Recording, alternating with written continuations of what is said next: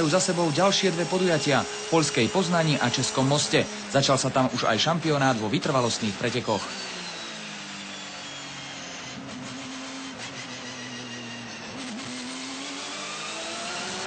No a na záver sa vrátime k atraktívnemu duelu dvoch pilotov špičkovej série Red Bull Air Race nad Dunajom v Bratislave. Sledujete motoristickú reláciu Grid.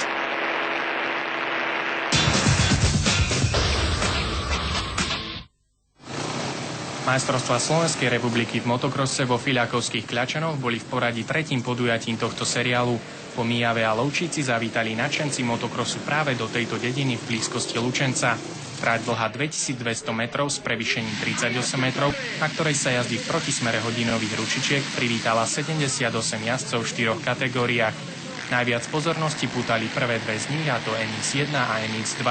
Zaujímavé momenty sa udiali aj v kategóriách, ktorých štartovali štvorkolky a juniori. Každá jazda trvala 30 minút plus 2 kola navyše. V priebežnom poradí po dvoch objazdených pretekoch v Lovčici a Mijave bol na čele najsilnejšej kategórie MX1 Jiří Wittner, ktorý sa týchto pretekov nezúčastnil.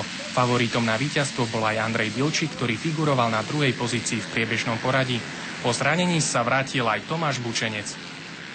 Dnes sme mali tretie podujatie majstrovstiev Slovenska v motokrose s medzinárodnou účasťou pre triedy MX1, MX2 a Quad. Popri nich sa tu predstavili v rámci slovensko-maďarského pohára aj mladí 85-kári v triede junior. Majstrovstvá Slovenska majú vysoký kredit u každého nadšenca motokrosu. Slovenský motokros prechádza určitým vývojom, ako po tých časoch 90. rokoch sa stabilizuje vlastne tá výkonnostná skupina jazdcov, hlavne v tých slabších objemových triedách. V triede MX2 narastá, MX1 nám trošku ubúdajú jazdci. Čakáme na mladú nádej, na mladú krv. Dochádza k obmene generácií a riešime vlastne aj výchovu, aj podporu mladých jazdcov. Motokros veľakrát prináša aj bolestivé zranenia, ktoré si vyžadujú dlhšie obdobie, kým sa jazdec dostane späť do formy. Svoje o tom vie aj Tomáš Bučenec. Tak ono určite každé zranenie ovplyvní ten výkon športovca, ale bolo to pred 3 mesiacmi som mal vlastne drátovaný jeden nárd a trošku sme to urýchlili, aby som mohol čo najskôršie závodiť a asi som to uspiechal, jak sa hovorí. A dneska to bolo určite aj odzrkadlené tým, že vlastne som mal to zranenie. V januári som mal zase druhý členok šlachy natrhnuté v druhom, takže tak sa mi to tento rok nejak hrotí. Trať v Kľačanoch bola extrémne suchá a v prestávkach bola zavlažovaná. Tak táto lučenecká trať je v podstate hlavne veľmi rýchla, tam z vrchu sa ide dosť rýchlo. To je také, že hlavne rýchla, veľmi rýchla trať. Na prvom mieste v priebežnom poradí v kategórii MX2 kráľoval mladý pretekár Martin Kohut, ktorý neskrýval svoje ambície aj do budúcnosti.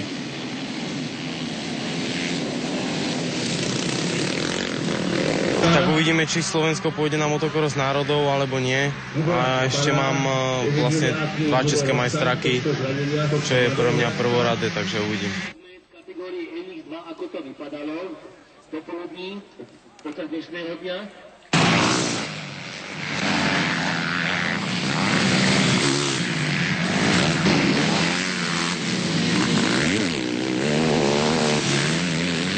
Nie všetkým vyšli preteky podľa predstav. Aj keď bol Tomáš Šimko v kategórii MX2 po prvej jazde na 3. mieste, druhú jazdu pre poruchy s motorkou nedokončil. Aj keď si tento mladý pretekár na Honde pripísal po prvom kole do celkového poradia 20 bodov, po druhej jazde mu oči ostali preplač. Pretekár si odniesol z tohto podujatia len cenné skúsenosti, ktoré snáď zúročí v budúcnosti.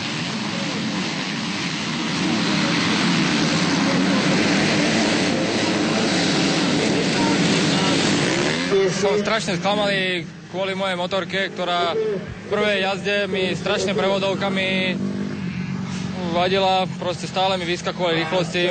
Nebolo to moje optimum, ktoré som vedel dosiahnuť. V druhej jazde som už došiel na druhé miesto, ale už som aj doťahoval Martina Kohouta, už som bol šťastný, že mohlo by to byť víťazstvo alebo tak a zase mi motorka zlyhala, neviem. S hasinálami na skokoch a tak. A bohužiaľ nemohol som ani dojazdiť druhú jazdu. Zranenie, ktoré si priniesol Tomáš Bučenec zo Španielska, je už vyliečené a postupne sa dostáva do starej formy a svojimi zručnosťami baví divákov.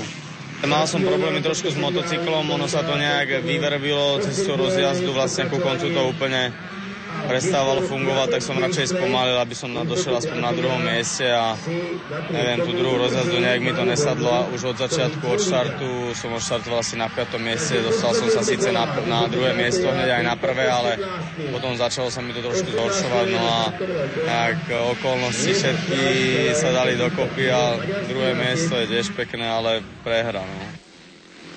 Andrej Bilčík si v oboch jazdách počínal ako skúsený jazdec. Druhým miestom v prvej jazde si zabezpečil 22 bodov do celkového poradia. V druhej jazde nestačil na Tomáša Bučenca a Lasla Cúniho, ktorí ho predbehli a sami zvádzali dramatické súboje. Z druhej finálovej jazdy si odniesol do celkového poradia 20 bodov.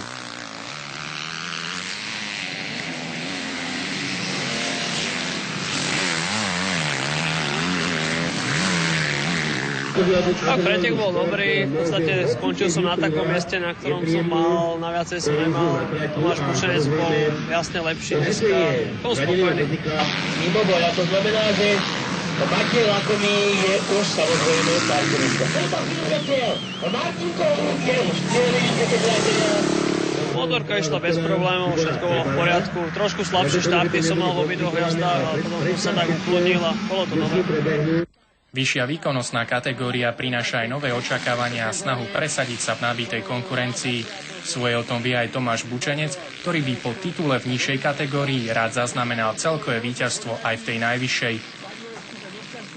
Už to je o dosť lepšie, vlastne už sedím asi 6. týždeň na motorke od zranenia, niečo sme natrénovali, presedlal som od minulého roku na vyššiu triedu, vlastne majstrovstvá sveta MX3 štartujem oproti minulému roku na tej menšej kubatúre, takže si zvykám na motocykel a k tomu sa pripojili tie zranenia, takže som rád, že to takto dopadlo a ušli mi závody jak na Slovensku, tak na svete, takisto v Českom majstrachu, takže bojujem aspoň o nejakú záchranu teraz.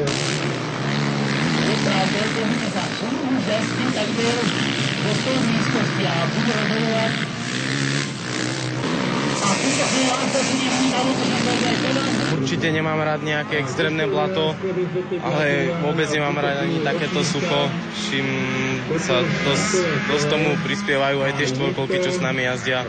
Čiže keď je nejaký taký zlatý stred. Jedny nevydarené preteky ešte neznamenajú koniec sezóny. Tak už tento rok toho moc nespravím, lebo dneska som bol prvýkrát na 5-dielovom seriálnom majstrovstvách, tak už tento rok len nejako dojazdiť a na budúcu sa prichystať.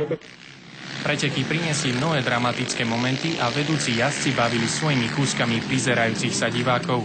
Favoriti nezaváhali a nedali šancu svojim konkurentom.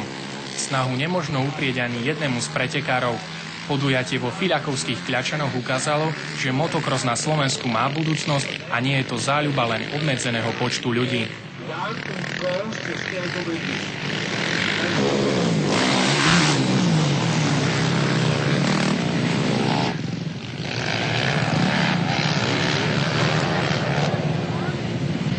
Ako Martin Kohluk v triede MX2 potvrdil svoju dominanciu v tejto triede, vlastne je to momentálne náš najlepší jazdec v triede MX2 a v minulosti sa pokúšal a účastnil sa aj majstrovstve sveta, boduje v majstrovstvách Európy, je schopný byť v prvej desiatke na Európe, takže je to momentálne najlepší jazdec.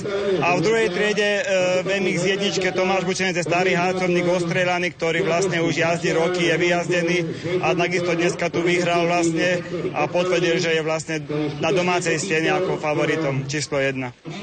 V kategórii MX1 si upevnil prvú pozíciu v priebežnom poradí Andrej Bilčík. Na krk mu dýcha jeho tímový kolega Tomáš Bučenec, ktorý si pripísal do tabuľky pravdy 50 bodov a z 9. miesta sa posunul na druhú priečku v priebežnom poradí. Víťaz druhej jazdy Laslo Cúni si pripísal do celkového poradia 36 bodov.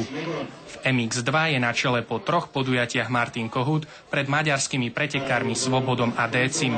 Smoliar Tomáš Šimko je na 11. pozícii. V kategórii Quad, ktorá patrí štvorkolkám, vedie aj naďalej Roman Repa a medzi juniormi je na vedúcej pozícii Gerkeli Mekler na Honde.